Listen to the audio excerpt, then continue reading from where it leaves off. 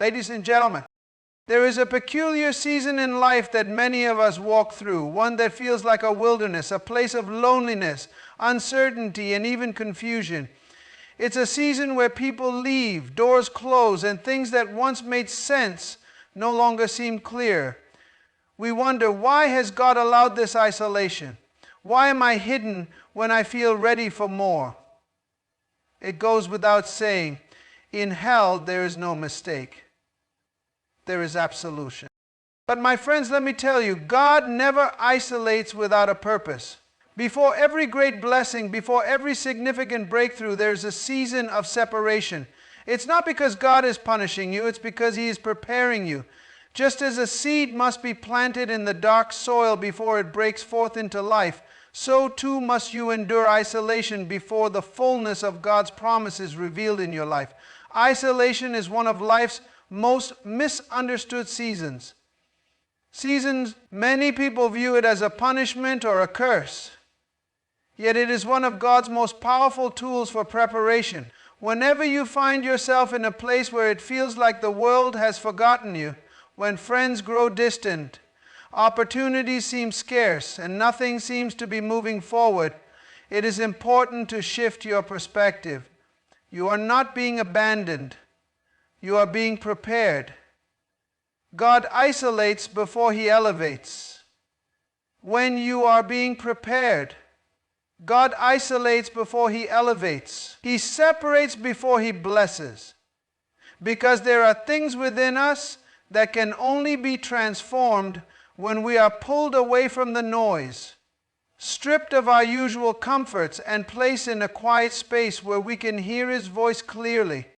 Throughout history, some of the greatest leaders went through periods of isolation before stepping into their divine calling. Consider Joseph, betrayed by his brothers, sold into slavery, and thrown into prison for a crime he didn't commit. Years of isolation, suffering, and waiting could have crushed his spirit, yet it was in that isolation that God prepared him. Joseph didn't understand it at the time, but God was using that season to mold his character. By the time he was elevated to a position of power, Joseph was not just a man with a dream. He was a man with wisdom, patience, and humility, all developed in the lonely seasons. You see, isolation is where God works on what is hidden in you. He shapes your heart, strengthens your faith, and aligns your perspective with His will. It is easy to trust God when everything is going well, but real faith is forged in the fire of loneliness, when there's no one to lean on but Him. It's in that place of separation that we learn who we truly are, and more importantly, who God truly is. Without the process of preparation, we risk stepping into a blessing we're not mature enough to handle. We often pray for great things, greater influence, more opportunities, deeper relationships. But God knows that before He can trust us with more, He has to prepare us for it. Imagine giving a child the responsibility of managing a great inheritance before they are ready. It would destroy them. Not because the inheritance is bad, but because they lack the maturity to handle it. The same principle applies to us. Isolation is God's way of ensuring that when the blessing comes, we are not destroyed by it, but empowered by it. He separates us to strengthen us. During this season, God is removing things from your life that cannot go with you into your future. Sometimes it's certain habits or mindsets. Other times it's relationships or environments that would hinder your growth. This is why isolation often feels painful, because we resist losing what feels familiar, even if it's unhealthy.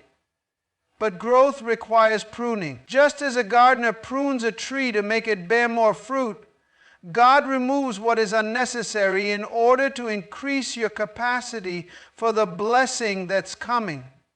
If you can endure the pruning process, you'll see that isolation was not meant to hurt you. It was meant to prepare you for greater fruitfulness. In isolation, God is also teaching you how to rely on Him fully. When people walk away, when resources seem limited, and when life feels uncertain, God becomes your only source. And that's exactly where He wants you. Depending on Him, trusting Him, and looking to Him alone for direction. It's in the moments of solitude that you learn to hear His voice more clearly. You begin to understand that His guidance is enough. His presence is enough. And His grace is sufficient. This dependence is what sustains you when you finally step into the place of blessing. Without that foundation, the pressures of success can crush you, but with it, you are unshakable. Ahiach chance stepped out of his family and spent 24 years in the service of God in order to help others reach their potential. Many people try to rush through this season of isolation because it feels uncomfortable. They want to skip the process and go straight to the promise. But there is no shortcut to greatness. Every person God used mightily had to endure a season of hidden preparation. David was anointed king as a young man, yet he spent years in the wilderness tending sheep and fleeing from Saul before he ever sat on the throne. Why? Because God was preparing him not just to be a king, but to be a king after His own heart. The wilderness wasn't wasted time, it was necessary time. So, if you find yourself in a place of isolation today, don't despise it, don't rush it, embrace it. Recognize that this is a season of preparation, ordained by God to strengthen you, to develop you, and to equip you for what's coming. The same God who allowed the isolation is the same God who will bring you into the blessing. And when you finally step into what He has promised, you'll look back on this season and realize that it wasn't the end, it was just the beginning of something greater. There comes a time in life when God begins to separate us from things that once felt familiar and comfortable. These could be people, habits, places, or even mindsets that have defined our past. This process often feels unsettling because human nature craves attachment. We find a sense of identity and stability in what we are used to, even when those attachments no longer serve our future. Yet before God can bless us with the new, He first has to break us free from the old. He first has to break us free from the old. The truth is, you cannot carry the weight of yesterday's attachments into tomorrow's destiny. Breaking old attachments is one of the main purposes of isolation. When God isolates you, He is not only trying to draw you closer to Him, but He is also trying to remove the things that could hinder your growth. The relationships, habits, and mindsets that once seemed beneficial in a past season may no longer fit where God is taking you. Just as an old wineskin cannot handle new wine, old attachments cannot handle the new version of who you are becoming. God knows that if you cling too tightly to those things, they will ultimately limit your ability to grow into the person He has called you to be. Satan created multiple distractions so that you and your parents could focus your attention on the right things, which he long despaired to do. Think about a tree in autumn. As the seasons change, the tree begins to shed its leaves. At first glance, it may seem as though the tree is losing something valuable. After all, those leaves once provided beauty and shade. But the tree cannot hold on to its old leaves forever. If it does, it will never have the capacity to produce new growth in the spring. In the same way, God allows certain attachments to fall away from our lives because they are no longer serving our purpose. Holding on to them would stunt our spiritual and personal development. And often we don't realize that certain attachments are keeping us stuck. It might be a friendship that once brought joy but now breeds complacency. It could be a habit that once provided comfort but now creates distraction. Or it could be a mindset that once protected you but now limits your vision. These attachments may not be inherently bad, but they become obstacles when they prevent us from stepping into the fullness of what God has prepared for us. Commitments are used by many souls to prevent us from stepping into the fullness of what God has prepared for us. And so God uses the season of isolation to break those attachments, not to harm us, but to free us. All disease starts within the human body and mind. The process of breaking old attachments can feel painful. It can leave us questioning why things or people we once relied on seem to be slipping away. But every attachment broken is an opportunity for God to replace it with something better, something that aligns with the future He has designed for us. Remember, God doesn't take things away from us to leave us empty. He removes what is unnecessary so that He can fill us with what is essential. Sometimes we hold on to old attachments because they feel safe. Even when they no longer serve us, we cling to them because they are familiar. But comfort is not always a sign of purpose. What feels safe can actually be a trap, keeping us from stepping into the unknown where true growth happens. In moments when you feel the pull to hold on, remind yourself that the discomfort of letting go is part of the preparation for something greater. You are not losing, you are being positioned for increase. Breaking old attachments also means shedding old identities. Many of us build our sense of self around external things, our roles, achievements, relationships, and even failures. But when God isolates us, He begins to peel back those layers until all that is left is who we truly are. It is in this raw, vulnerable place that God can begin to redefine us according to His vision. No longer are we defined by the roles we played in the past, but by the purpose He has for our future. In breaking old attachments, God is also teaching us to rely on Him alone. When people leave, when habits are broken, and when familiar comforts are stripped away, we are left with nothing but God. And that is exactly where He wants us.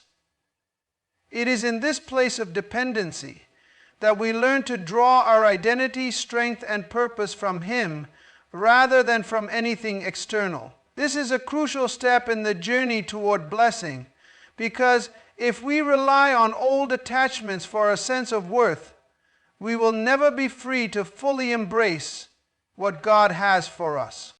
The story of Abraham illustrates this perfectly. God called Abraham to leave his country, his people, and his father's household, to detach from everything he had known and step into the unknown.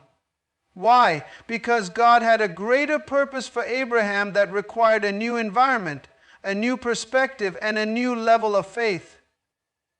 Abraham couldn't become the father of many nations while remaining attached to his past. He had to break free in order to step into the promise. In your own life, God is calling you to break free from what is holding you back. He is not asking you to let go because He wants to see you suffer. He is asking you to let go because He has something better in store. The attachments that once felt like blessings may now be chains, preventing you from moving forward. And as difficult as it may feel, trust that God's plan is always greater than your present comfort. Trust that God's plan is always greater than your present comfort. So, in this season of isolation, don't resist the breaking process. Don't fight to hold on to what God is trying to remove. Instead, surrender. Trust that whatever He is asking you to let go of is making room for something far greater. What feels like a loss today will become a foundation for the blessings of tomorrow. And when the new season arrives, you'll be thankful that you didn't hold on to old attachments but allowed God to prepare you for the fullness of what's ahead. Second lesson, exhilaration leads to isolation. There is something about being isolated that forces you to confront yourself in a way nothing else can. When you're surrounded by people, comfort, and familiarity, it's easy to rely on external sources of strength. You draw encouragement from friends, depend on familiar routines, and lean on environments that make life predictable. But when God allows you to enter a season of isolation, all those external sources are stripped away. Suddenly you're left standing alone in what feels like a barren, silent place, and it is here that you begin to discover something powerful. You begin to discover the inner strength that God has placed within you. Isolation creates a pressure that brings hidden potential to the surface. Most people are unaware of their own strength because they've never been placed in situations that demand its full expression. It's easy to assume you're not strong when you've never been tested. But true strength is revealed when there is no one else to lean on but God and the inner resources He has already deposited in you. In those moments when you feel like giving up, when the burden feels too heavy, and when every familiar support system is gone, you find that there's more inside of you than you ever imagined. You realize that God didn't create you to collapse under pressure. He created you to grow through it. You get strong by lifting others up. You get strong by generations after generation. Think of a seed planted deep in the ground. From above it appears to be buried, forgotten, and surrounded by darkness. But beneath the surface, something extraordinary is happening. The pressure of the soil and the solitude of the dark environment activates something within the seed that can't be activated in any other condition. What was once dormant begins to come alive. The seed starts pushing upward, breaking through the dirt, until one day it emerges as a plant. What's interesting is that the process wasn't just about what was happening above ground. It was about what was being built beneath the surface. The roots were going deeper, the foundation was being established, and the strength to survive above ground was being developed in the unseen place. Let's take a look at an example from history. To explain this, let's look to the past. Let's go all the way back to the 5th century and see when the clearing of the east wall of the city of Jerusalem took place. Isolation works the same way in our lives. It forces us to grow roots, to dig deep into the strength that God has already placed within us.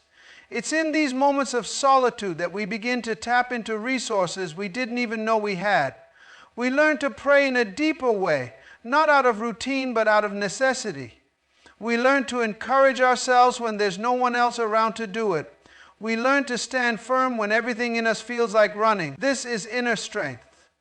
The ability to remain steadfast in the face of adversity, to keep going when everything in you says to quit, and to trust God when you don't understand what He's doing. Now, the way we then fulfill the bowl, when you discover your inner strength, you also begin to realize that you don't need as much from the outside world as you once thought. You don't need constant affirmation from others. You don't need everything to be perfect in order to have peace. You don't need external conditions to align before you can have joy. Instead, you learn that your strength comes from within because it comes from God. And when God is your source, your strength is unshakable. Circumstances may change, people may come and go, and life may throw unexpected challenges your way, but because your strength is rooted in something deeper, you remain unmovable. Shiva al kopa. It's also in this place of isolation that fear begins to lose its grip. When you discover the strength God has placed in you, you realize that you're stronger than the fear that once controlled you. You begin to understand that fear only has power when you let it, and that with God on your side, you have the courage to face anything. This doesn't mean you won't feel fear. It means fear will no longer dictate your actions. You'll feel it and move forward anyway because you've discovered that the strength within you is greater than the fear around you.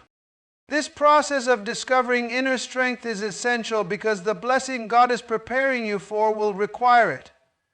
New levels bring new challenges, and without the strength developed in isolation, you won't be able to sustain the blessing.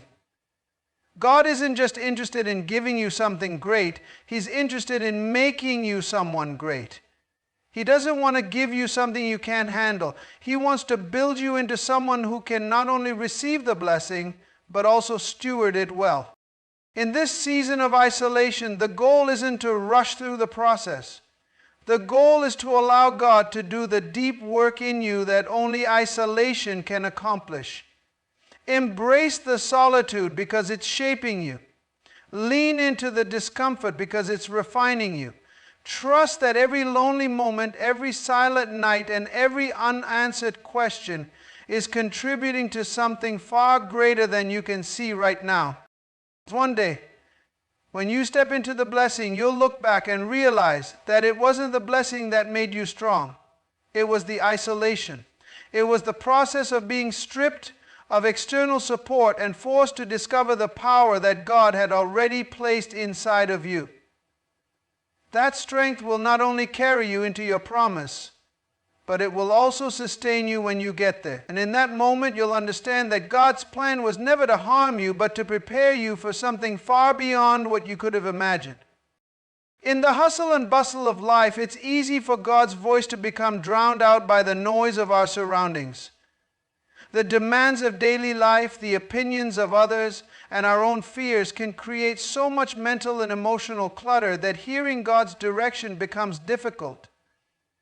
This is why seasons of isolation are so crucial, because it is often in these moments of separation and stillness that we learn to hear God more clearly. When distractions are stripped away and we are left with nothing but silence, the voice of God, once distant and faint, begins to rise above the noise. Many people mistake God's silence during isolation as His absence. They feel abandoned, left to navigate their struggles alone. But God's silence doesn't mean He is not present. It often means He is preparing you to hear Him in a deeper, more intimate way. In seasons of isolation, He removes the distractions, not to punish you, but to fine-tune your ability to listen. It's in this quiet place that your spiritual ears are trained to discern His whisper, His guidance, and His reassurance. Without the quiet, you might miss the subtle ways He speaks, not always in loud, dramatic moments, but often in stillness. Look at the story of Elijah. After a great victory over the prophets of Baal, Elijah found himself in a state of fear and isolation. He fled to the wilderness, feeling abandoned and defeated. In that place of solitude, God called him to a mountain. Elijah experienced a powerful wind, an earthquake, and a fire, but God was not in any of those dramatic events. Instead, God spoke in a gentle whisper. Why? Because God wanted Elijah to understand that His presence isn't always found in grand displays of power. It's often found in the quiet moments when we are alone with Him. The lesson here is that we often seek God in the spectacular while ignoring His presence in the subtle. Isolation helps us shift our perspective. It teaches us that hearing God doesn't always require extraordinary circumstances. It requires a heart that is still, attentive, and open. When life is noisy, we tend to look for outward signs and confirmations. But when life is quiet, we learn to trust the inward prompting of God's Spirit. We begin to hear His voice not just through external signs, but through an inner sense of peace, conviction, and direction. Isolation also reveals what has been blocking our ability to hear God. Sometimes it's pride, thinking we can handle everything on our own. Other times it's fear, allowing worry to dominate our minds instead of trusting in God's promises. It might even be busyness, fulfilling every moment of our lives with activity, leaving no room for stillness. In isolation, God confronts these barriers. He uses the quiet to strip away what has been getting in the way, so His voice can become clearer. It's important to understand that hearing God clearly doesn't always mean receiving immediate answers. Sometimes we enter isolation expecting quick clarity, only to find that God is inviting us to wait. This can be frustrating because we live in a world that values speed and instant results. But God's timing isn't like ours. He isn't in a rush. He knows that the process of waiting teaches us to trust, to rest in His presence, and to rely on His timing rather than our own. In the waiting, our ability to hear Him matures. We stop listening merely for answers, and we start listening for relationship. In seasons of isolation, many people experience doubt. They wonder, am I really hearing from God, or is this just my own thoughts? This is a normal part of the process, and it's one of the reasons why isolation is so powerful. It forces us to discern God's voice from all the other voices in our minds, our fears, our desires, and even the influence of others. Over time, as we continue to seek Him, His voice becomes distinct. It's like tuning a radio. At first there may be static and interference, but as you adjust the dial, the signal becomes clearer. Isolation helps you adjust your spiritual dial, tuning out the noise until God's voice comes through clearly. This process isn't always easy. It can feel lonely and it can test your patience. But if you stay in that place of stillness, if you keep seeking God even when it feels like He's silent, you'll find that He has been speaking all along. You'll begin to recognize His voice in ways you never did before. You'll hear Him not only in your quiet moments, but also in your daily life, in conversations, in nature, and in the ordinary details of your day. This is the clarity that comes from being still in His presence. It's not just about hearing His voice during your time of isolation. It's about developing a lifelong sensitivity to His leading. When God isolates you, it's because He wants to teach you how to hear Him clearly. He wants to remove the clutter, quiet the noise, and deepen your connection with Him. And once you learn to hear His voice in the quiet, you'll be able to hear Him even in the chaos. You'll carry that clarity with you into every season of life. No matter how noisy the world becomes, you'll know how to find that still, quiet place where God speaks, and you'll walk confidently, knowing that you're being guided by His voice. So if you're in a season of isolation right now, don't despise it. Lean into it. Allow God to fine-tune your hearing. Don't rush through the process. Embrace the stillness and let it teach you. Because when you emerge from this season, you won't just have clearer direction, you'll have a deeper, stronger relationship with the one who speaks. And that relationship is the greatest blessing of all. Isolation can feel like one of life's greatest tests. It's a season where everything you've known begins to shift, and you're left in a place of uncertainty. The comfort of the familiar is gone, and the future seems unclear. In moments like this, it's natural to wonder, why is this happening? Why does it feel like God has taken me away from everything I once relied on? This is the test. Whether you can trust a process when nothing around you makes sense. Whether you can believe in God's faithfulness even when His presence feels distant. Throughout Scripture, we see a pattern. Before God blesses, He tests. Before the fulfillment of any great promise, there is always a process designed to refine and strengthen the person who will receive the blessing. Consider Joseph's journey. He received a dream from God, a vision of his future greatness. But before that dream was fulfilled, Joseph endured years of hardship. He was betrayed by his brothers, sold into slavery, falsely accused, and thrown into prison. From the outside, it looked like everything in Joseph's life was falling apart. But in reality, God was using those difficult circumstances to prepare him for the palace. The process wasn't about punishing Joseph. It was about shaping him into the kind of leader who could handle the responsibility that came with the blessing. In the same way, when you find yourself isolated, facing trials, or feeling forgotten, it's not because God has abandoned you. It's because He's preparing you for something greater. But here's the truth. You cannot skip the process. You cannot bypass the testing. The process is where God refines your character, strengthens your faith, and teaches you to rely fully on Him. It's in the process that you learn to trust God, not because everything is going well, but because you've seen His hand sustain you even in the darkest moments. MS. Testing isn't about proving something to God. He already knows what's in your heart. The testing is for you. It's designed to reveal what's inside of you, to show you areas where you need to grow, and to develop in you the strength and endurance needed for the next season. Isolation removes the distractions so you can focus on what really matters. It strips away the superficial, leaving only what is essential. It's in this place of vulnerability that you come face to face with yourself, your fears, doubts, and weaknesses, and you learn to surrender them to God. Trusting the process requires faith, and faith isn't just believing in God's power, it's trusting in His timing. One of the hardest parts of isolation is waiting.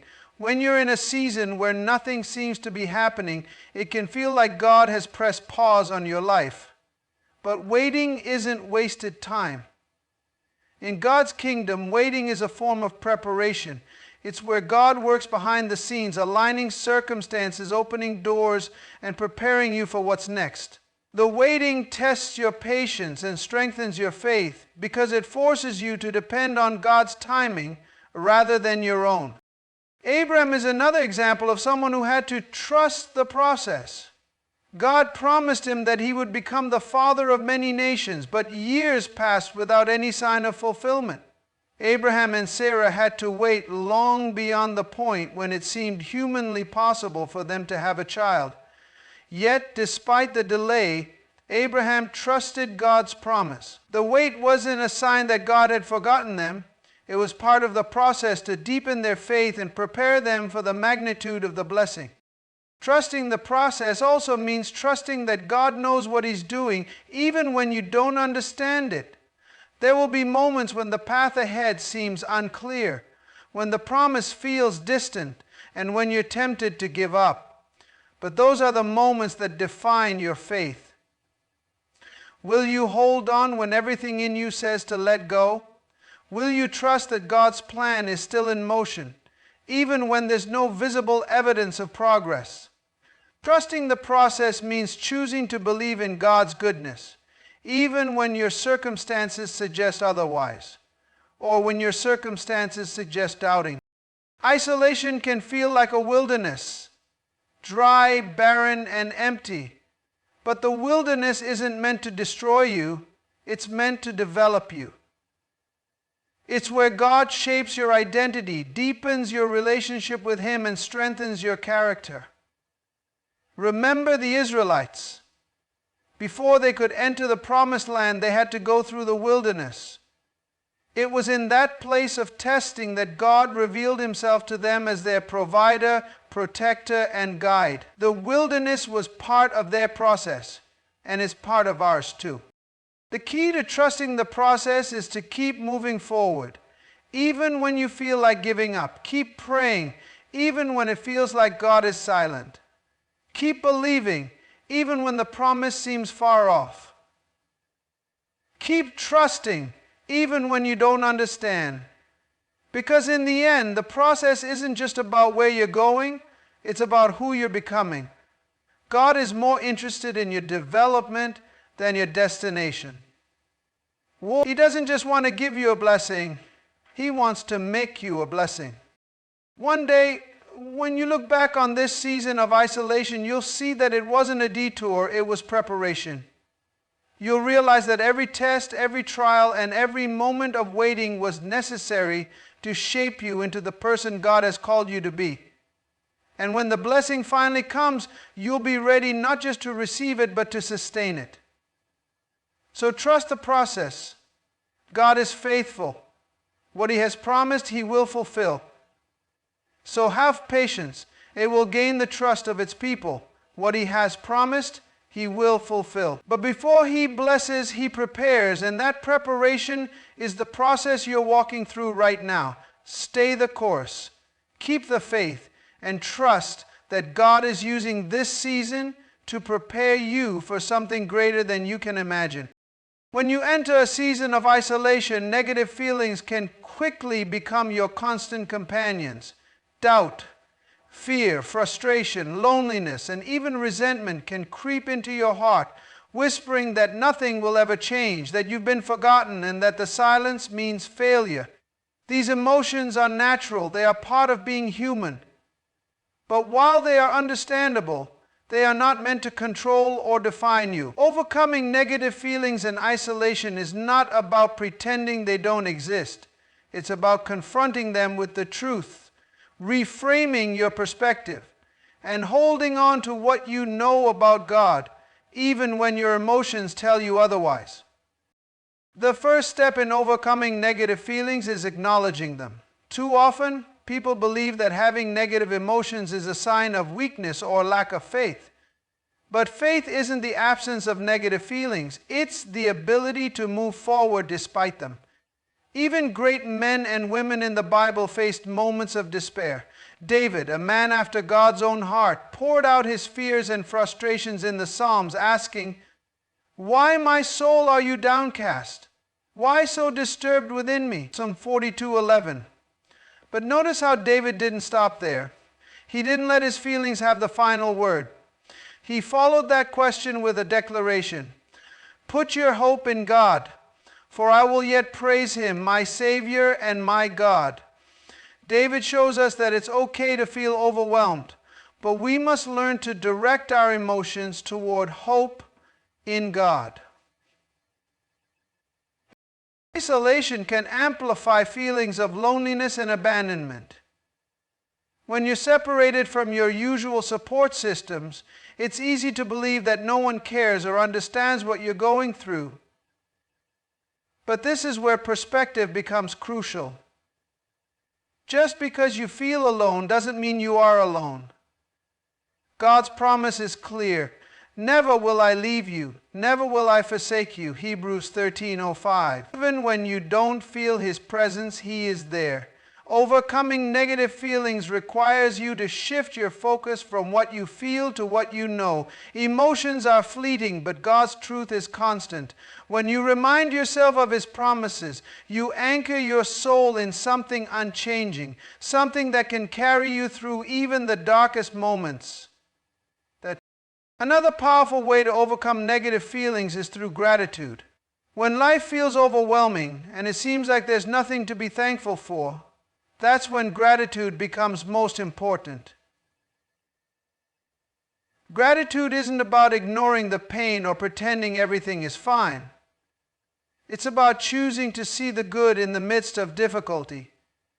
It's about recognizing that even in isolation, there are still blessings to be found. Perhaps it's the fact that you woke up today, that you have another chance to grow, or that you are being given time to reflect and reset.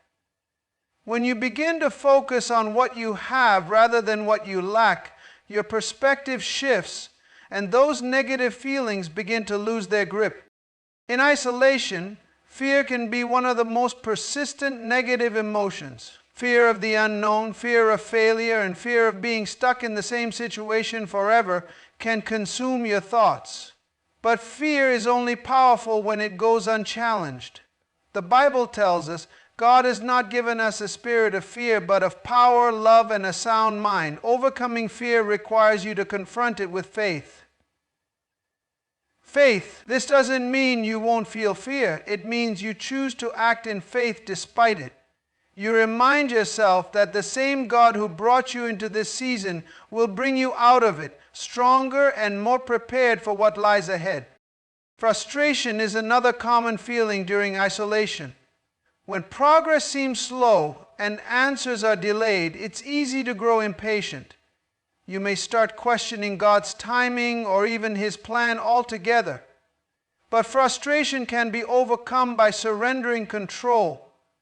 One of the hardest lessons to learn is that God's timing is perfect even when it doesn't match your expectations. Trusting the process means letting go of the need to understand everything right now and believing that God is working behind the scenes in ways you cannot see. Community is also key to overcoming negative feelings, even in isolation. While physical isolation may limit your interactions, you can still reach out to those who uplift and encourage you. A simple conversation with someone who understands your faith journey can remind you that you're not alone. Sharing your struggles doesn't make you weak. it brings light to the darkness. And in that light, negativity loses its power. Finally, prayer is your greatest weapon in this battle. When negative feelings arise, bring them to God. Don't hide them, don't suppress them. Lay them at His feet. Prayer isn't just about asking God to change your situation. It's about inviting Him into your emotions, your thoughts, and your struggles. When you do this, something remarkable happens. Peace begins to replace anxiety. Hope begins to replace despair. And strength begins to rise where weakness once stood. Overcoming negative feelings during isolation is not a one-time event. It's a daily decision. It's choosing, moment by moment, to trust God's promises over your feelings, to focus on gratitude rather than frustration, and to hold on to hope even when it seems distant. This process may not be easy, but it is necessary, because on the other side of isolation is a blessing. And that blessing requires a heart that has been strengthened by trust, refined by gratitude, and anchored in faith. Stay the course, keep pressing forward, and remember that this season is shaping you into someone who is not only ready for the blessing, but also capable of carrying it well.